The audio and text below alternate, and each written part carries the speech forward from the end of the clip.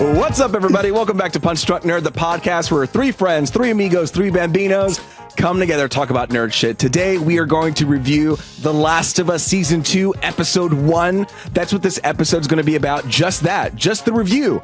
And my name is Luis Gonzalez, and with me is... Ed Bull.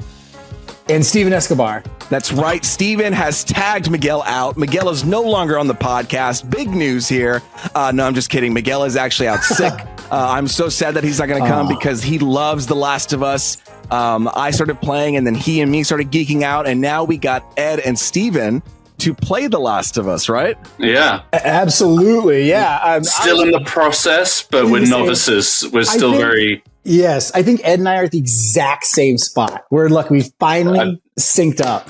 Yeah, I got a little FOMO last night because me and Steven were talking about where we were in the game. So I played a little bit last night and then watched the new episode today. So I was like, I felt better about it. But yeah, I think we're aligned. Yeah, I think we're close to it now. So how does it feel? I knew the new season was coming up, and I was like, me and Miguel came together and we're like, we have to get them to play The Last of Us Part 2. Like, that is one of our favorite game stories, you know, like top 10. And we wanted you guys to experience it through the game. You're playing it right now, and now you're watching the show. And I've even joked around with you guys saying you're not allowed to watch a show until you've gotten to that certain part in the video game. But you made it far enough where you can watch the pilot or the first episode of season 2. How has it been kind of watching, you know, the show and then have played the first part of Last of Us Part 2? Steven, you go first. Okay, I will go first. I kind of want to rewatch, although I haven't played the first game, but I kind of want to rewatch season 1 now because I feel like every single shot in this episode was something like from the game. Mm-hmm. All that, I would have missed everything. Like, I would have missed every little, I don't mean the plot wouldn't have been the same. I just mean those little details. Like, I texted you guys when I saw Ellie at the workbench, and I love workbench. Yeah. So I saw something like that. And they captured the workbench almost perfectly. Like, you felt like almost I was perfectly. Like, when you sent me that picture, so Steven, you sent it to us in the text chain. I thought that was from a still from the game. The way that you sent it to me, I was like, oh my god, the green mat, the close up, like it was perfect. So I was looking for my controller. You know, all of a sudden I was just like, oh yeah, square. No, literally, no. I have some notes like that, but it's stuff like that.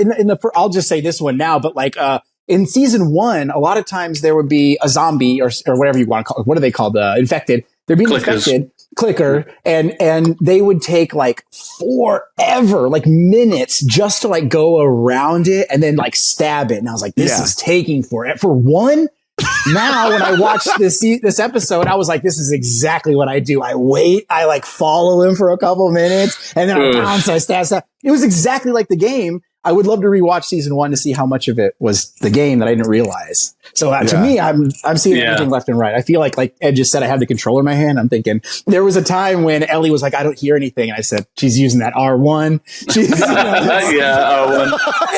It's the game. That's love what it. I mean. Yeah, so this is so good. Now that we're all in a short, like we have a way to communicate with each other. Now that you play the game, you can kind of understand. And you know, if you haven't played the game, you can still enjoy this story. But it's just like another level, another experience, and you guys are just still I would say at the early part of the story. Like, that's wild. Like, you are now officially like you are at the beginning now. I feel like because you went through Seattle day 1, which you had all of these missions. You went through downtown, you had a map, you looked at everything.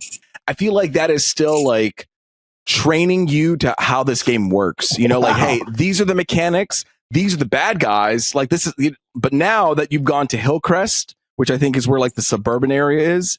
We're ready to, like, we're jumping into story mode now, you know? Okay. And that's an interesting point. That's a great thing to say. Cause I was going to say originally, like from playing the game was, I don't think I get the whole, we're not doing spoilers for the, I guess no spoilers, right? No, we'll try not to spoil as much as you can. Yeah. As far as what the central, like what Ellie is thinking, I get, but I was like, I can't figure out what the story is or what the plot is or where this is going. I can't figure out what the story is yet. Just so far, it's been Ellie tracking. And I don't know what the story is. So I'm glad to hear you say that because I just was a little confused by where are we going with this? I don't understand what could possibly happen next. I guess I'll spoil it now, but let's see. How long is it? I think it's like at least 30. How long to beat? So, okay, this one says 22, 23 or 24, but I feel like Hours? it's like that's generally what I've heard. Yeah, but I think you can do. I think you'll probably do around like 25 to 30 or something like that. Okay, mine's much larger, especially because you're exploring things a lot more. That's what I was gonna say. I check every corner. Well, we're also learning the game for the first time. 42 hours, Yeah. If you're exploring everything. So you were just getting like Ellie on a mission, getting stuff. But now once you're into Hillcrest, you start to see some things come together. Her motivation, what she's willing to do, what she's willing not to do. Okay. Possibly new things, new aspects that you guys are gonna stumble on. So now this is the part where I get very excited for you to get into the game because new elements are gonna start coming up. Ed, what about you? You've played the game too. You've gone all the way to Hillcrest. How are you watching the show? A little bit weird. Like Steven, I was curious. I was just like, man, I am curious to know just like how much was like not shot for shot, but like how many of those moments came up where you were just like, oh, that's like right from the game and stuff like that. Whereas from an outsider's perspective, just like generally, like I knew bits of the game, but I've never watched it shot for shot. So I was just assuming the feeling, the atmosphere is more what they were capturing. So it is interesting now to get those like little Easter eggs, if you want to call it whatever, but it's fun. It is making it more almost interactive, I guess, in that way. But yeah, so as far as just like the pacing and everything, I thought it was interesting where it left off. Yeah. Or started. You know what's going to happen next exactly. In the show. And we'll try not to spoil that, I guess. But I do. We may spoil it by the end.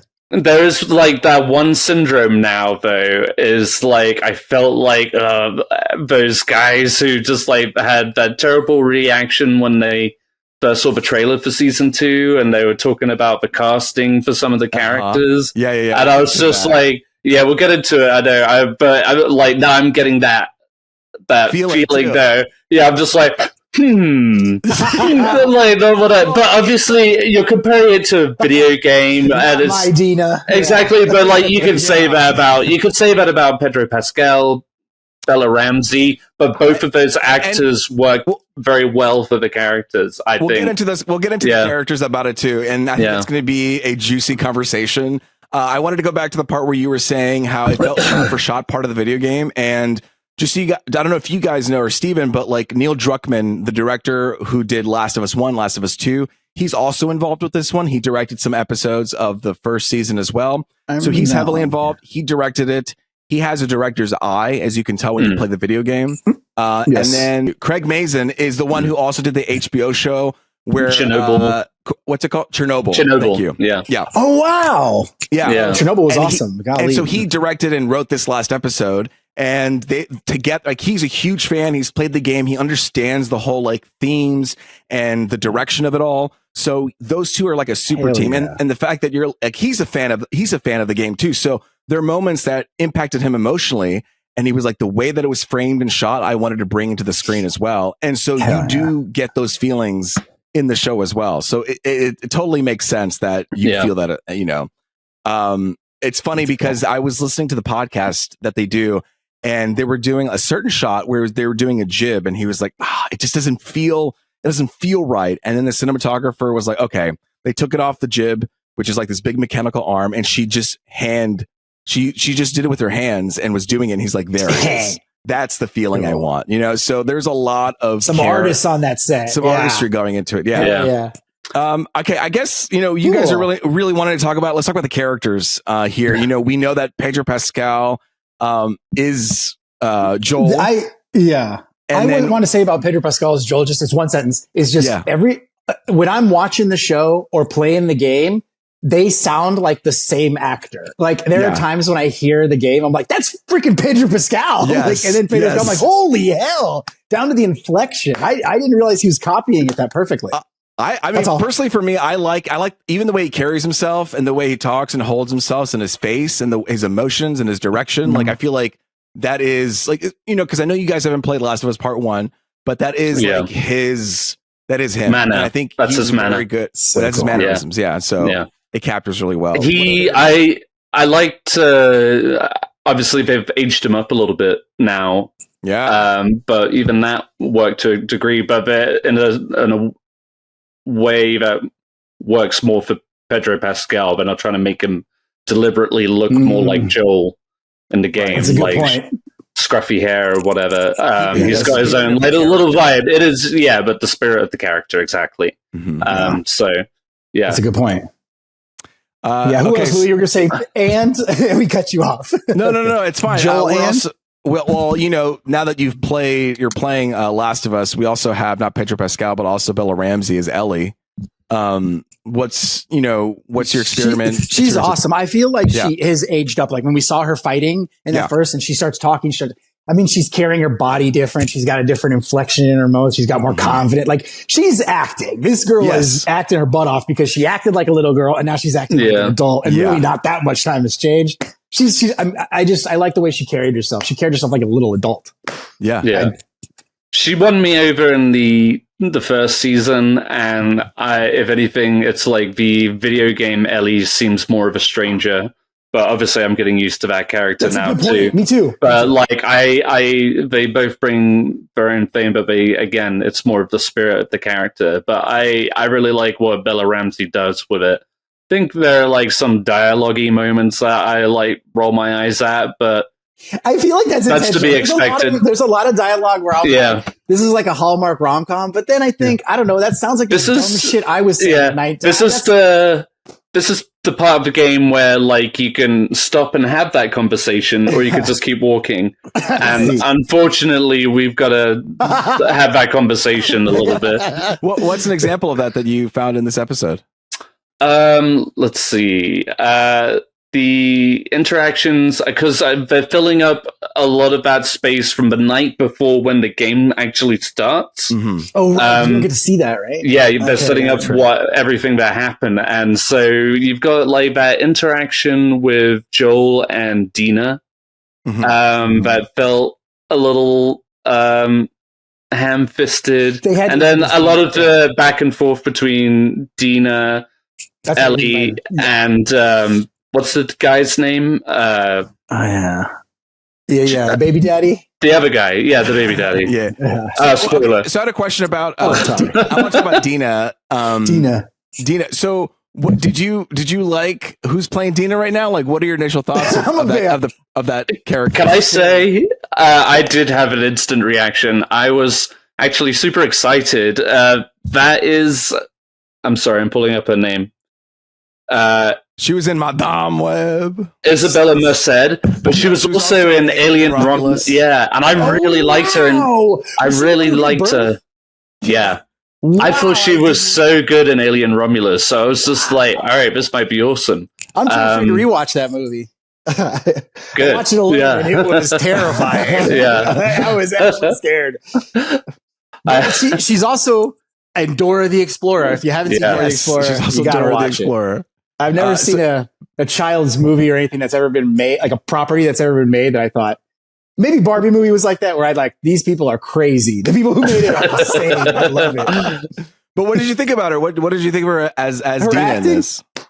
I don't think I would have I don't know if I'm the kind of guy who does it. I don't think that there would be anything she could do that I would think, oh, that's wrong, unless she was literally reading her script in front of the camera. Reaction when you see her on screen and she's doing her scenes. Are you like, yeah, I buy this, or no, I wish she wasn't cast, or I wish she would, not be so whatever. I see. Oh, okay. Like Ed, I feel like there's something that you want to say about that you experienced, Dina. No, I feel like it's maybe some of the characters overall, but maybe not necessarily Dina, I guess. I see what they're doing, but I don't know. Obviously, Isabella Merced is very beautiful. Compared to a video game, I don't know, just this bulky thing. It's hard to determine. I don't know. I usually have a problem where, like, in these kind of post-apocalyptic shows or movies where people look a little too perfect. Oh, sure. Yeah, I'm just like, you guys are all wearing this designer clothes. It looks like, you know. Really not. I did notice that. I was like, wow, look at these reds and blues. They've been in this town. They have been in this town for 5 years. You know what I mean? Yeah, so time has progressed, so they've been able to civilize a little bit. I mean, I'll say, like, my reaction towards Dina, like, it's been a while, I guess, so I haven't played it in you know, some time. But I found her to be very charismatic in a time when everybody is very down and dreary. Oh, yeah. Like, I thought about that. You have Joel and Ellie who are just kind of like no nonsense, depressed. Like, it can get really depressing and dark. Even the therapist is drinking, you know what I mean? And here comes this bright light with her bright hat, you know what I mean, being bubbly. And I find it to be organic and not pushed. I don't know. I do like when she shows up on screen. You're like, oh wow, like she's doing a good job. Like she brings the brightness that's necessary to a meal. You know what I mean? I hear you. A little lemon zest. I hear you. I have a theory about that brightness. I think because, like, they're gonna kill it. No, but you say that, like, Ellie can be very dour, but Ellie, just like Dina, it's like you're dealing with these, like, kids, and especially in the first episode, when Dina are together, pay attention, they bubble up, and they're like deedle, yeah, and they're deedle. I feel, my theory is that this is the first generation that's, like, born in the apocalypse, and to them, they didn't have, like, something they lost. So to them, they're still being kids, and they're trying to, like, find their future, and they're still being quirky. And everyone else is like, my family's dead. Not you. Yeah, we lost everything. We're lucky. Good point, because there is a Last of Us DLC, which happens in between the Last of Us game. There's, like, a in-between moment where you get to see how, like, Ellie picks up a magazine and everybody's, like, being beautiful and pretty. And she's like, people were worried about this shit. That was in the show, I think. I think they called that out in this one too. I think that was a reminder of. It was in season 1. In season 1, they're at the house and she pulls out a magazine. She's like, "You cared about this?" That was in because I wouldn't have known it otherwise. But I remember that's an example of how, like, these people have grown up, like. You know, they're you say pandemic babies, but they're what? I mean, basically, technically epidemic babies. Epidemic, To your point, Luis, I felt like her character felt, like, natural, and I liked her chemistry with Bella Ramsey, and, like, everybody, like, they had, you know, they do that, like, little brief behind the scenes, like, interview with the cast and crew after the episode. Did you watch that? I did not. Dang. No, I didn't watch that or the preview. It rolls into it, you know. It's no spoiler. Sometimes Max is just like, you're done, and then on to the next one. I'm like, bro, there's still more content to watch. Yeah. Because they do it for House of the Dragon, Game of Thrones, things like that, where they talk about the episode. Yes. And they just basically, like, play her character as, like, the popular girl in high school kind of thing. But, like, she just happens to be nice. But, you know, they're in a close-knit community. Everybody knows each other. Like, everybody's dating each other kind of thing. It's so... but I liked it. And I thought she had good chemistry, like I said, with Bella Ramsey, and I guess they're building more on that relationship that she also has with Joel, which you don't get to see as much of, at least for us in the game. But it's interesting. I'm curious to see how they play up that relationship. It feels like all you game players. It's like there's something you're not saying about. It's like you and Miguel and a bunch of other people in the game. They're like, well, I don't know what I feel about this one scene with this color, and that's foreshadowing. I'm like, what the hell are you talking about? I don't know what that means. So, like, Dina, I was like, I never really thought about Dina. I don't know. That's good. I mean, I think that's totally fine because you've played. You've seen Dina, and we take care of her. She's with me, but maybe we could talk about somebody else who we have maybe a more bigger reaction. We could talk about Abby, played by Caitlin Dever, who originally was supposed to play Ellie when there was talks of a Last of Us movie. Really? And then she aged out of it. And then she was brought in for this one. And what's interesting about this is, and they talk about it on the podcast too, is when you do a TV show, you get to explore, like, it's almost like 3D in the sense where you get to explore outside of the narrative that you're put in. For example, like when you see Abby in the video game, you are her. So you already build some sort of, like, compassion for her. And so you don't really need those narrative, beats to get you through that. It's like, it's very easy. It's very shorthand. I'm this character. I feel connected to this character. I support this character. But when you see Abby and we get introduced to her almost immediately in the show, you are thrown a lot of sympathy towards her because of like, you see literally like the cemetery of people who've died and they're mourning. And you think, I mean, how can you not feel for somebody who just lost? Yeah. Can I just say, I didn't really care for that cold opening. I didn't think it was very, I thought it was a little ham-fisted. It felt like they were handing it to us. Like, here's the information you need. Because there were all these crosses, just like, who the fuck has time to be burying that many people during this kind of scenario?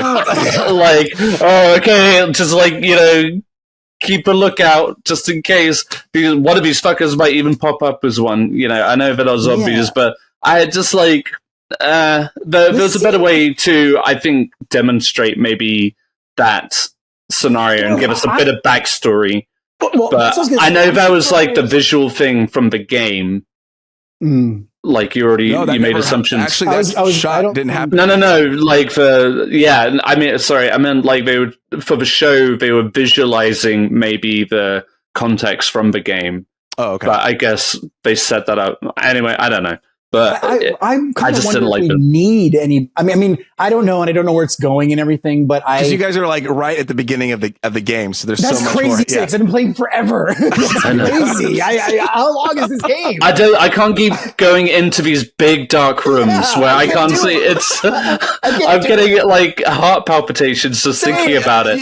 I can't like turn off the lights at night because I'm afraid.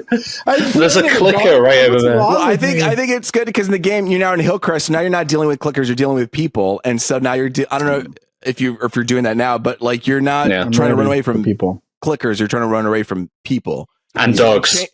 And dogs. And now it changes the dynamic a little bit. And I think I like the pacing of that where you switch off where like it's not, and there's a different gameplay mechanic. It's a relief, honestly. I'll kill people all day. I'm all about the people. The people I'm ready for. People aren't scary. People aren't scary. It's It's the unpredictability of the zombies, I guess. Yes, exactly. People are stupid. You could just kill people. Stupid. You can trick them. You can fool them. You can lure them. Yeah, people are stupid. Zombies just get you. I feel like we got sidetracked, Luis. You wanted to talk about Abby? No, Abby. No, let's bring her back to Abby. Let's because of course, and this is like what I feel like almost ashamed about, but also just like my first reaction is just like, oh, because I felt like Abby in the show. I felt like there's instantly this intimidating person. Yes. Yeah. Like physically, but also in the video game, you mean? Physically, yeah. Sorry, yes, in the video game. Oh, yeah, that's what I think. And I felt like, and you definitely you felt the rage and everything. Whereas that's like so along with the introduction that I didn't like, in the show, I just felt like, I don't know, but. And I also, the only other thing I've seen, the actress is Caitlin Dever. The only other thing I've seen her in is Booksmart. Yeah. Where she's just kind of like this dorky kid. So, I don't know. Booksmart's like, what's it called? Super Bad, but it's like these two young teenagers, you know what I mean? It's it's Caitlin Dever, and then I forget who the other character she works with, but Jonah Hill's sister. Is it yeah, I know who you're talking about. I think I've seen that poster. Okay. Yeah. That sounds familiar now. Yeah, Beanie. Oh, I'm a bit. There you go. I'm a bit bummed. I'm a bit shit. This is a bit of a shallow complaint, but I said it in the group chat and I'll say it in public. Like I'm surprised Abby isn't buff. Because I was really looking forward to a new celebrity crush. I was really looking forward. Now I'm going to build off of this too, because and it's not, we talk about how we don't want to be part of like that internet culture where it's just like, you didn't do what we want to do and things like that. Yeah. But I want to support my claim because I kind of agree with you. When we first see Abby, now immediately I'll say it on my end, I actually liked the beginning section, and I think that's great that we both have different opposing views. But for me, I was like, I'm locked in for this and I'm excited to see what she's going to do. However, this was 5 years before we get to, what's it called? What's the town's name? Jackson. So we have the cemetery scene that, I want to kill Joel 5 years later. And I was like, okay. So maybe she just looks this way 5 years prior. That's what I thought was going to happen. That was my fingers were crossed. Yeah, I was like, that's what I I'm will hoping give them for. that. Okay. And then we get to the end of this episode, and then we see her. I'm like, oh, it's the exact. She looks exactly the same. Does she? Okay, I can't remember. To be fair, she is wearing a big winter coat, so maybe beneath that. I mean, I feel like you can tell. They got to CGI her arms like Natalie Portman in that Thor movie. Yeah, get on it because I need those arms. All that to say is, I think it's a narrative. Like, it adds to the character. That is a descriptor that defines a character and gives a little backstory to them. When you see somebody who was skinny before and then got really beefy 5 years later, then that shows motivation and desire and priorities. Like, what drove this person to be like that? In the apocalypse, they became a bodybuilder. Right. Like, and there was clearly like a pencil. Those muscles are for use. Yeah, there's like a narrow pencil, like I am focused on this and this alone, and that is to kill Joel. That's survival. Yeah, and so and that's what I liked about Abby. Like, yes, you want two different silhouettes in a video game, but I feel like it really also defined who she is as a person, defined her motivations, and just added so much to the story and her priorities that I felt, unfortunately, was kind of lost. I mean, I'm still this place where like I will have to sit back and trust to see what the creators are going to do. Yeah. And it's Druckmann. He's there, right? He's like you said. He's there. And they talked about it on the podcast too. They were like, I know people were saying this and this, and then and then they basically like offhanded. They're like, well, we don't care or something like that. Like, she's a good actor or something. And then I was like, well, she's got that same drive in her spirit. And I was like, and that's fair. But like, there's also something to it. Like, I don't know. Go ahead. Sorry. Well, I mean, and to be fair, like, people said the same thing about Bella Ramsey when she was cast. People had the grievances with Pedro Pascal, like we already mentioned. Like, he wasn't like the first idea, but that's also we're in an age where internet casting is like a disease. Right. You know what I mean? Fan casting, I think, is a better word for it. But I oppose against the whole Pedro and Bella thing. Like, I know that when you first look at it, you're like, oh, okay. But then when you see them, they're like, oh, you really do feel the spirit of it. Joel still carries himself the way that Joel does. Ellie carries herself. She's tiny, young. Like, that tells a story in its own. You have a tiny young person with kind of a bigger, manly person. And how does that bond? And then now you see Ellie growing out of that shell, wanting to be more independent, taking down these big guys. And what a great like foreshadowing would have been for her to take down this big old guy in that arm lock, because now she's prepared to take on another big old muscly person, Abby. Interesting. I saw it. Yeah. That's so interesting. I saw it as, I haven't rewatched season 1. That's so interesting. You said I didn't even think about it as foreshadowing. Yeah, I thought it was a copy of a flat. Okay, when I saw that, it could have been because they're clearly not foreshadowing it because Abby is not going to be big, not huge. Yeah. But I thought it was. I'd have to go back and rewatch it, but it looked like the exact same choreography with the fight she had with David, the cannibal. So I assumed that she had invited a bigger man so that she could do it again, so it doesn't happen again, and this time no knife. So I thought she was practicing. I thought she was scarred from that she's practicing, because it looked like the exact same movement. Like what they were doing looked like, I thought it was the exact same fight. And she's like, this time I'm going to win without a weapon. That's what I thought she was doing. I didn't even think about it as foreshadowing, but you're right. I didn't think about that. It just made me think of David in the fire. Right. Yeah, I didn't think about that. I thought that was an odd scene, but that makes a bit more sense. I thought you were going to say like a clicker or something. That's true. I mean, that too. But David. I mean, I think you can clearly see at the beginning of this episode that there is a rift between Ellie and Joel, and you know that at the beginning of the video game as well. So it's just like, I do believe that Ellie knows that Joel lied to her at the end of that game. To what extent is the question? Maybe, right. Yeah, exactly. And so when you feel lied to, you can you lose trust. Yeah. And as that builds, it simmers and just gets worse and worse. And you can see, like, I don't want anything to do with you. Patronizing. Yeah, the lie itself was patronizing. And she's like, look, I'm an adult. You don't have to lie to me. I'm trying to protect me. Yeah. exactly. And Joel's lying to himself, even in therapy. Where what's your name? He's like, I'm not gonna enable Rose. you. Yeah, he's like, aren't you supposed to validate me? He's like, she's like, I'm not validating this shit. But I'm not validating this shit. You're lying shit. That why don't you just tell me what it is? You know, I loved the therapy scene. Me too. Yeah, I mean, how can you go wrong? Agreed. She's great, but I did have a question about that. Is that referenced in the game? Her husband thing. Her Eugene. Yeah.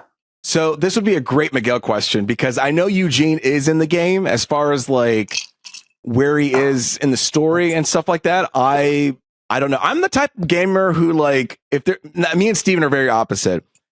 If there's something happening on the side and there's like a piece of paper with a lot of things written, I'm like, click, buy, and then I leave. Like I don't have time I don't have time to read all this. Yeah. I'm not collecting Post-its. And even in last season, Miguel was like, yeah, there's this whole side story where if you read all the Post-its and pictures, it tells a whole other story about this family. And I was like, whoa, I totally missed that. So as far as Eugene goes, there could be Miguel isn't here. So tune in next time when we talk about The Last of Us and Miguel can chime in a bit. Fill us in. Yeah. But he was, I think it's pretty clear, right? He was infected. Joel probably didn't even say, he just like pulled the trigger. That's what would happen, right? Eugene. That was my assumption. Shot him cold because she was like, it's not that you killed him, it's the way you did it. Because Joel probably doesn't feel or makes himself not feel, not that he's a sociopath, but he makes himself not feel. Yeah. Well, that's what happened. Yeah. Well, it could be just feel cold on any level when it's your husband or whatever. You know what I mean? True. Yeah, true. So it's just like you're the guy who did it, and I hate you for it. And I hate you for it. That's sorry. I think it's explored too because she's just like, I'm glad it's off my chest. What does she say? She has this great line. Yeah. You can't heal something unless you're brave enough to say it out loud. And she's like, this is scary. I'm going to say it. She says it. And then she's like, I've said it. I feel better, but I'm ashamed. And it's such like an interesting way that scene plays out and how even she challenges Joel to do the same. And I think this whole thing is like, I think that what's this episode called? It's like Future Days. And all these people are still locked into their past and they're all still locked into these things that they can't break out of. And it's like, that's what's keeping them from moving forward. And it's like, Joel, I'm giving you a chance right now to move forward. What is it? And you see all his thoughts and she asks him, did you hurt her? And he was like, God, no. And you can just see him, how he's like, absolutely not. And what is it? And then that was a good question. I like that she asked because it's like, as a therapist, or like a teacher or whatever, the first question I have is like, because if someone's acting shady, you're like, did you touch this little girl? That's my first fear. Yeah, my first fear is that she's afraid of you for a reason. Yeah. And the way he confidently was like, no, absolutely. Like, just, and you're like, yeah, of course. And then tell me. And then he maybe he's going to say, and then he just sterns up, locks in, and he believes his own lie. And he's like, I did what was necessary and then leaves. And so this, he saw it how he saw it. Which was exactly. He saved her. Exactly. And who wouldn't? I mean, that's the greatest question is if my child or someone that I was close to, or my loved one would save if her blood would save the world, but it would cost to kill her to do that. I don't know if I could do that. Like I would have to kill everybody else to save the person that I love, Yeah. It's a very difficult human question and experience, Absolutely. It keeps coming back up. I keep, there's sort of a philosophical like blanket that's put over it, and especially like Joel's actions. I love it so much because it just keeps popping its head back up, but just in subtle ways where like even that where she's like, I hate you. You killed my husband. I hate you. I know it wasn't evil or wrong, but it doesn't change the fact that it makes me furious with rage. And Joel is like the one guy and I'm not saying this is right, and I'm not saying it's morally superior or anything, but he's a kind of guy who says, I will take all the sins of the world if it means people are safe. Like, okay, I'll be the bad guy. I don't care. Like, I will take the sin so that you don't have to take the sin and that you can survive and you can hate me for it all you want. Like, you can hate me as you want. So when what's coming up comes up, I wasn't as shocked or as horrified or as anything, because if I'm Joel and they're like, you deserve this, I'd be like, yeah, probably. Go ahead. Like, I would be like, just protect Ellie. Just don't hurt her and we're fine. Yeah. But this is perfectly acceptable. You hate me? I don't have any problem with that. That makes perfect sense. It's funny. Like I would say it at my trial and be like, yeah, I'm guilty. What? I'm guilty. Like, I did this. Like there are yeah, consequences. I did this, and there's consequences to everything you do. And that's right. And Joel, like if you, in the beginning of Last of Us, like the first season, after his real daughter dies, he is just like very cold to everyone. And he's just like your package. You know what I mean? Yeah. I don't, you are just, he said you're he did. He said you're a parcel or something. I can't remember. Yeah, you're not a person. You're cargo. Cargo. Yeah, that's good. That's very well said. You're cargo. And so he took it very like objectively. And now because he like has to kill that in him. Yeah, he feels he has to kill it in him or he'll be too human. He doesn't want to be he doesn't want to be human. He wants to be this. Especially in those early days, it's just such devastation. Like you get emotionally attached to anything. He lost his girlfriend or partner in the first season, and Tess. That probably took a long Tess, and that was brutal. And that was like probably the first person he opened himself up to, like for a while. So that's what I mean. This is kind of what I mean is if this is who I am, everything you just described it. If this is my life and this is what I believe and this is a pattern I've found in history, especially as it's going with the apocalypse, then I'm not worried about losing. I'm not worried about my soul or my happiness. I'm worried about losing anyone else. That's it. That's my only worry. I don't care. Oh, well, you did this is evil. I don't care. I can't care. I wish I could. Maybe if I can't. I couldn't possibly care. And now he's in a certain sense he's overstepped. And he's lost them, and he's he's that father. That's a great point. And he's complaining. He's complaining like a father. Too. You know, he's griping. He's like, oh, she's like such a teenager or whatever. But yeah. Sorry, you were going to say, Luis. No, I was going to say even the part where, you know, he pushes that guy who's like, hey, this is a family event. And he's like, Ellie, are you okay? Hoping that Ellie would go to him and be like, thank you for saving me. And she's just like, fuck you. What are you fucking doing? And I think that's... I don't need your help, she says. I don't need your help. I wrote it down. I don't need your... It's like, I think it's the last line of the episode. I don't need your help. Oh, really? Yeah, I think it was the last line I wrote down. Because then after that, we get the pipe. Yeah, the pipe shot. That was a great reveal too. How the little what's it called? What's it? The mushroom tendricles are like reaching out. The roots. The roots. What is that? Like a spoiler? Is that something that's referenced to in the game?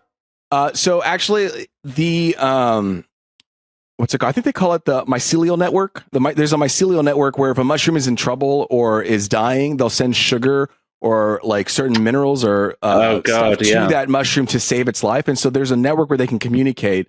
In the show Last of Us, the first season, they were able to test. Yeah, like they stepped on it, and the mycelial network warned the other clickers and say, "Oh, there's people over there." That wasn't in the video game actually. And Neil Druckmann was like, I got so mad because when we discovered that in the show, I was like, I wish I had that in the video game. That would have been epic. They're building off of that in this.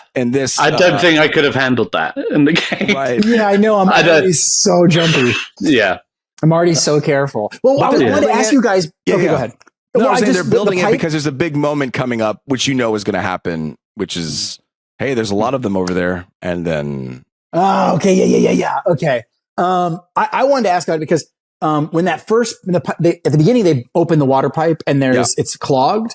Yeah. And right away I got like shivers. I was like, that's the fucking like, that's the thing. That's it. Like I knew it was it, but like no one I was afraid of that. Yeah. As soon as I saw it, I know that's the thing.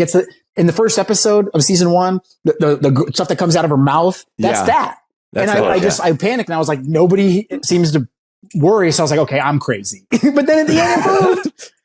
So I'm surprised no one reacted. It is weird that they didn't, I don't know, maybe they feel too safe, and then they feel like they're That's a good point. We've got everything under control, locked in, and they introduced this new clicker that even I think in the video game I'm not even aware of, but the one is very smart and can hide. That's not the video game? I feel like I've just come across those. The whole horde of them like attacking you from behind and stuff. Yeah, in the big like office space or whatever. Yes, exactly. Behind you. Yeah, and it's like you're trying to get to the hospital, and I just gunned for the window. Like I saw a light at the end of the room. I just ran all the way to the end and hopped out the window. And then I went back and kind of killed a few and got some like supplies. But then I was just like, I'm not going back. But yeah, they were like moving around and like not attacking you right away. They saw you definitely. But they went back and hid. Right. So I was like, okay. They try to flank you. They're planning. They're trying to flank you. Mm-hmm, mm-hmm. It's scary. They're baiting you. You know what I mean? They have a. I don't know. Yeah. I hate this. The idea that you're getting up close and personal and stabbing these fucking things. It's like the definition of ooh cooties. Like I don't like just getting your like that close to that face. You're just like no, I couldn't do it. I would just kill myself. I know all those does it when Ellie does it in like he stabs the clicker in the neck. I'm like, oh, that like seeing it in person in real form, like that is really close. Like I feel. Really close. I'm about to get bitten. Like even like if that's what everybody's doing, like the contamination, I don't know. Ellie's probably the only one that can do that repeatedly, right? Yeah. She doesn't get contaminated. Yeah. Someone else getting bit for sure. It was I thought it was a funny moment when they were climbing into that grocery building or whatever, and they were like visualizing what they were going to do to it. I was just like, that's almost like just a great nod to the gamers. It's just like, yeah, that's exactly what she's about to do. Yeah. Even climbing that like semi truck or whatever. The way they do it, I'm like, yeah, that's exactly what I do to get up there. Again, you're just reaching for your controller, just saying. I like that element to it. It's a little in a show that desperately needs it. It's playful in that way. That's a good it keeps it a little balanced, which like going back to your point about Dina too, it's like you need those kind of, and when everybody else is like super depressed, you need that kind of comic relief or just levity, even in like the most fucked up scenarios. It's just like, yeah, I'm gonna stab the shit out of this zombie. But yeah, no, I did have a question about that. I'm blanking. Carry on. Oh, I have a question about the show. Is Benji, his nephew? Is he in the game? Is Tommy has a son? Tommy and Maria have a son. Joel's playing with his nephew, and he's showing the map. And maybe I think that kid's gonna die. That's another Miguel question. Miguel question. Gotcha. For the listeners at home, before this is coming out, I was like, I'm gonna start playing Last of Us Part 2 again. And as I started playing, I was locked in. And then Miguel was like, play Fortnite with me. And then there was a skin that came. I forget what skin it was, but a skin came out. And I was like, fuck, I want that skin so badly. And I was like, okay, well, I'll play Fortnite just for a little bit because it's only temporary. It's a season and then I can dip out. But now I'm like locked back into its jaws. I'm playing Fortnite. I haven't gone back to play Last of Us. I really want to. In fact, now that we're getting more into Last of Us, it's getting me wanting to go back and play it again. So I don't really know if the nephew's back in there. I know the wife is and the brother is. But I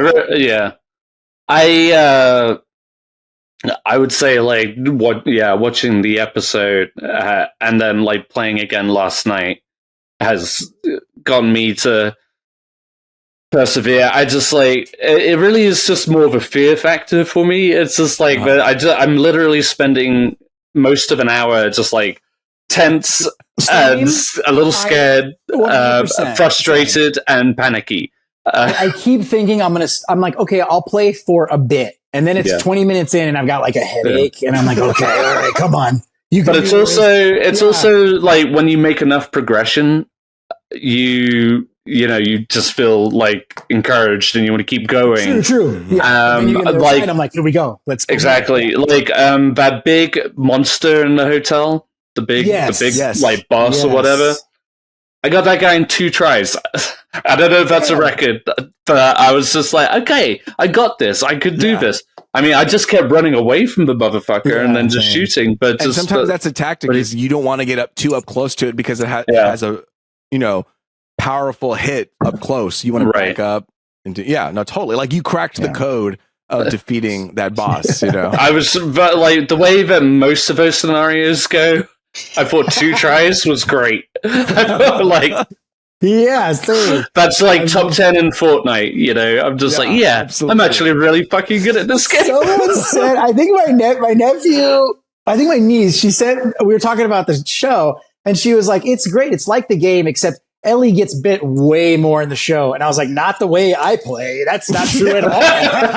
I'm constantly getting bit. Like my Ellie is like half. Man, I can't tell you the amount of times, like, I don't want to see that visual of her getting bitten in the neck again. Like, yes, I know. Time. God. And it's like, for the 50th time. Yeah. So it like rips and her face, the way like it's just like, I don't want to see that again. Please. Yeah. I want to talk more about that monster, but that's potentially a spoiler for the show, so I won't mention it, I guess, for our listeners. But there's a moment that you alluded to, Stephen, I think, when we were playing Fortnite, about that big boss character. And how that resolves, how it resolves. But I was just like, oh man, that is like, I just thought it was like another. I just thought it was another moment where I was about to die. Same, but no, it was very dramatic. Yeah, literally. That's why I was like, it is. So when that happened, I got grabbed and I paused it and I was like, God damn it, I'm gonna have to do this again, you know. And I like took a break. I got a drink. I came back. I unpaused it. Oh, never mind. You know, I was getting ready to like, stop for the day, because this happens to me. I'll get in, I'll die, I'll get back, I'll die, I'll get back. I'll just keep going. But man, it's a headache for me because I'm so bad at video games. It's like, same. And I'm just like, I'm a coward. I just want to keep running. Yeah, I love it. It is so hard for me. Luis, so hard for me. I was going to ask you, from having played the whole game and knowing what they have to contain, how do you feel about, as far as, obviously it's only been one episode, and obviously they're kind of leading up to that first moment, that big moment in the game. How do you think they're going to deal with the framing of it, like with the flashbacks with Joel and Ellie and Tommy and stuff like that? Do you think they're going to incorporate that? I feel like probably they'll incorporate it, right? But they have to. Do you think they're going to have the same kind of like checkpoints, I guess, if you will? I think the order may change, the way of the structure, but just the general concept of going back into a flashback, like when they go to the museum and she goes into the shuttle and she puts on the headphones and she just loses herself into space. Like, that is a very important moment for these two characters, a bonding moment that they have, that you want to remind the people, like, hey, these two were very close. And right now we're opening into season 2. They're very separate. And if you're not a game player, you're like, what is going on? Why do they hate each other so much? And so it's a nice reminder, you know, and it's nice to see Joel again. Like, you are so absent from Joel in the game that when you have those flashbacks, you're like, whoa, remember this time of your life, you know? And especially if you played the first game, you're literally like, you feel like you're back at the first game because you're like these characters again. And so I do think that they're going to go have those flashback moments. And I think that, you know, that big beat will probably end the, second episode. Yeah. It's got to be the closer. Yeah. There is a sense. I just lost my train of thought. Sorry. Too much beer. When I brought up Benji, I've got a point. I brought up Come back Benji to me. because when he's talking to Benji about fight and all, and he says, like, when he does his whole like anti-immigrant thing where he's like, you know, we got to take care of our people first, close the doors, all this stuff. And Maria's like, what the hell is wrong? Like, you were a refugee. Yeah. And there's like this, but that's what I mean by him like shutting his brain down. Like, it's immoral, it's wrong, I don't care. This is all I can focus on. Yeah. When he leaves to Benji, he's talking about shooting monsters, and he says a quote. He says, "You keep getting those monsters, Benji," and then Benji shoots him, and he goes, I know. And I was like, I don't know, maybe I'm reading too much into this, but I learned a long time ago to always read too much into an HBO show instead of too little. You know? No, I think that's purposeful. He's like, it was really scary. Yeah, I was like, oh yeah, because these are again, it reinforces what I mean by this philosophical blanket, where like Joel is guilty. It isn't that he's some sweet innocent man, and he isn't that he's a bad guy. It isn't that he's the villain. It's just this is not that anyone asked him to, but this is the role he's taking for himself of, I will not lose another daughter. Period. The end. I can go to hell, but I'm not losing a daughter. That's why he doesn't want strangers coming into the town because it's more, that's why. That's why he's being so cruel. Mm-hmm. The cruelty is part of his demand for security. It's just a part of it. And I'm not saying it's right. I'm just saying that's where his brain is, and it's like solidified. It's not going to change. I mean, that big old shove at the dance was violent. You know, it wasn't just like a hey. It was like a like a tackle. Like, and I was just gonna. It's funny that you mentioned that like dark, violent side because I was gonna say, having not played the first game, but only in these flashback scenes in the game. It is always comforting to have Joel around. Always. When the first thing happened with Joel, I felt like I was like screwed out. I was looking forward to being Joel for like 30 hours. And I was like, what the hell? I think you and a lot of the internet world had the same feeling too. I couldn't believe it. Yeah. I thought I was going to be him for like the whole game. And then I just went, what? I mean, it's fine. It's good. I'm not complaining. I'm just saying it blew my mind that. I remember like when the game first came out and people were, I guess, because you play more as Joel in the first game or exclusively more as him. Okay, there are moments you do play as Ellie. Okay, so like this over here, it's like when it came out, I was just like, oh yeah, the gameplay is more divided and you're not Joel as much. And I was like, I wonder what that means. And then, the first time playing it, I was just like, oh shit. Damn. Like, it really threw me through a loop. So, and then, but I didn't even consider that there would be flashbacks with Joel, to be honest. I never thought when I was playing it was a very nice surprise to me. Yeah. And it works like it because you want that context as to their relationship and why it's where it's at, which I can only assume is going to, build and build. But I like that because also as much as like going between clickers and humans, it's also like a nice break from the present, I guess, like that mission. You're not like it's not like that constant grind of trying to get to those because that gets a little tedious after a while too. It's like you're going across town, going in and out of these buildings, these dark rooms. It does feel like my personal experience is like that Seattle day one. That is like probably the most tedious part of the game. Slog. I know. Okay. I was like, if we could have halved that a little bit, that would have been nice. But that's the most tedious part because you do feel like I'm here and I'm here and I'm here and I'm just fine.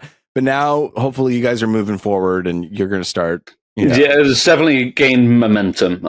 For sure. Yeah. Yeah, that's true. What other notes do I have? Yeah, is there anything else? I went through all my notes. I don't think. Yeah, I mean, I liked where it left off. It was intriguing and.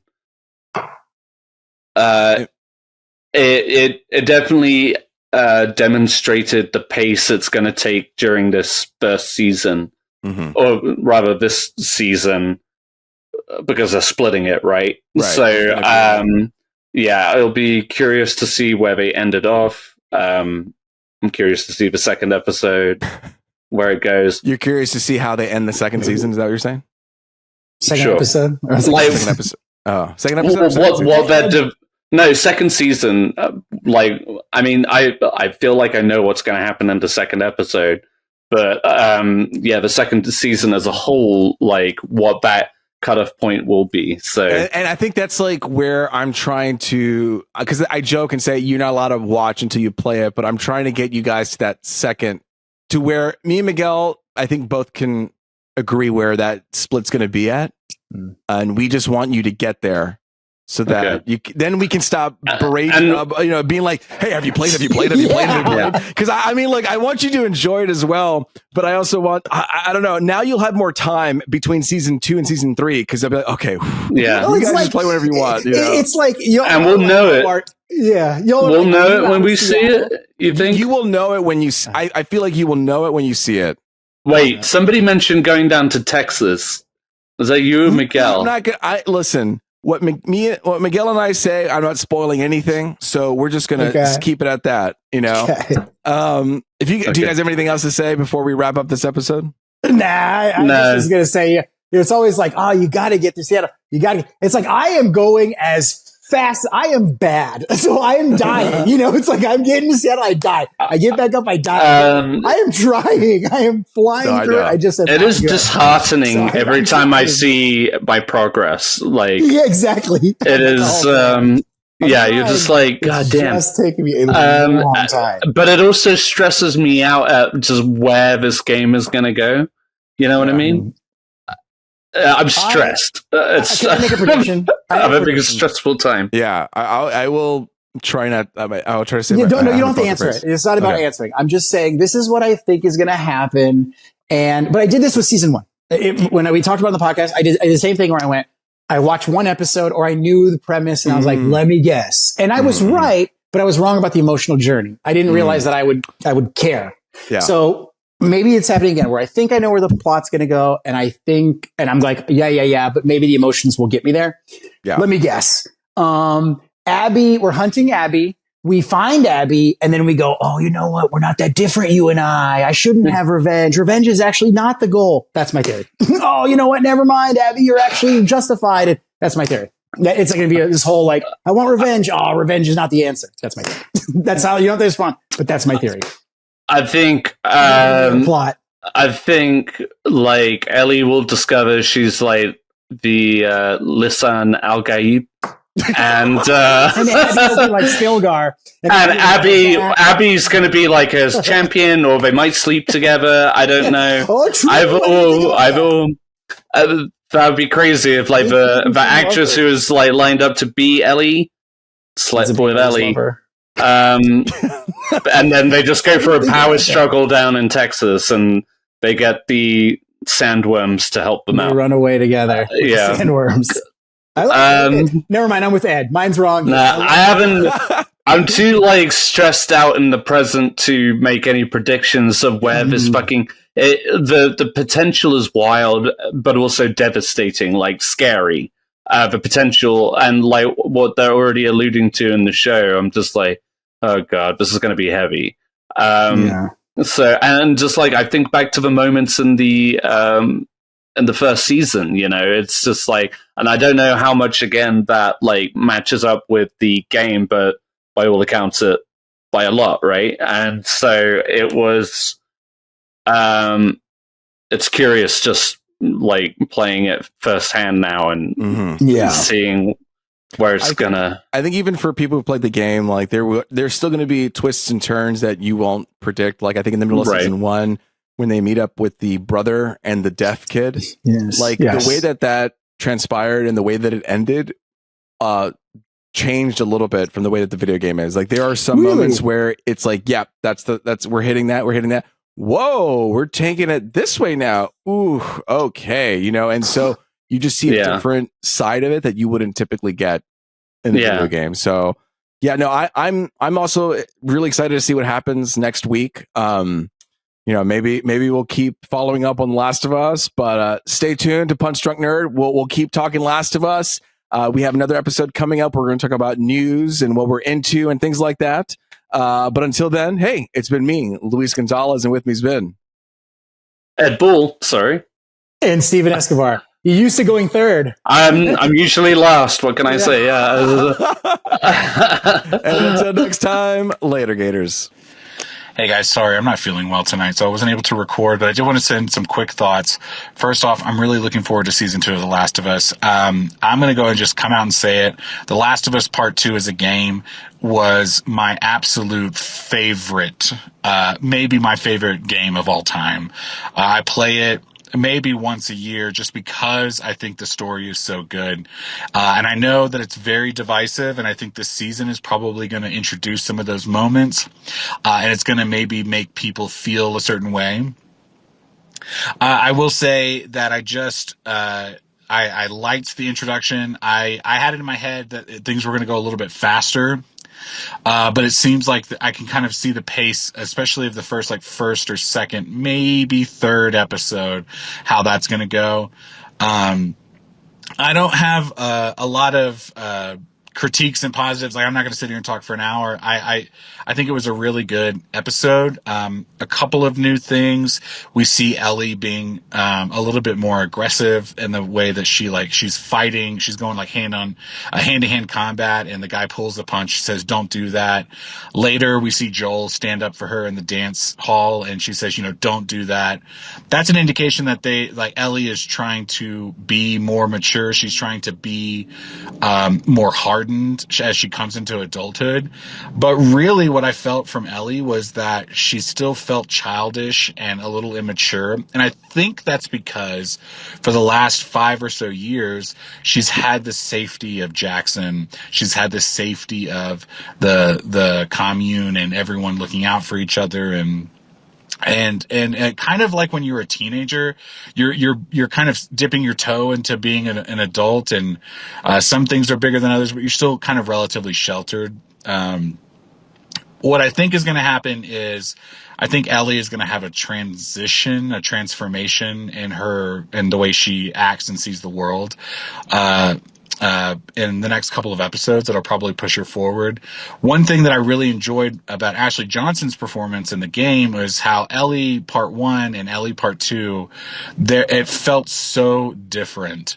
And so what I love about Bella Ramsey as an actor is I think that they can be that like hardened version. You can see that like kind of darkness come out. And so I'm hoping that there's going to be kind of like a shift between the old Ellie and the new Ellie.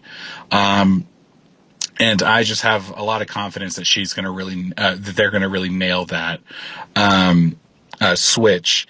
The highlight of the episode of all things, man, I apologize. I'm saying her name wrong, but Isabella, the actress that plays Dina, she just really nailed the vibe of that character. I mean, it was like she pulled her straight out of that game onto screen. And I don't give a shit about like actors looking 100% like the character in the cartoon or the comics or this and that. But I did think that she really nailed the essence of the Dina character. We did see some new things with her. In the game, Dina is very like, she's good. She's mechanical. She's really good with like wires and crafting and things like that. And that's a whole storyline with Eugene. Here they shifted it to Joel teaching her how to do that. With, side note, with the whole kind of Eugene storyline being changed and kind of seeing a new thing with, Joel and his therapist, the therapist being Eugene's wife, and now there's this kind of beef going on between the two of them, and it's like, how is that going to play out? Which is what's so great about how HBO has adapted the game to the TV show, is let's change a couple of storylines to fit in the TV medium. I think it was a really fun episode. I'm really looking forward to what's going to happen next. I think The Last of Us Part 2 is just one of the best stories I've ever seen. And I think playing the game was so much fun. And there's going to be a lot of really standout moments this season. And I just cannot wait to see more. I've been rambling. I don't feel well. I got to go. But I can't wait to hear more about what you guys think and to just watch more of the show. All right. Love you guys. Bye-bye.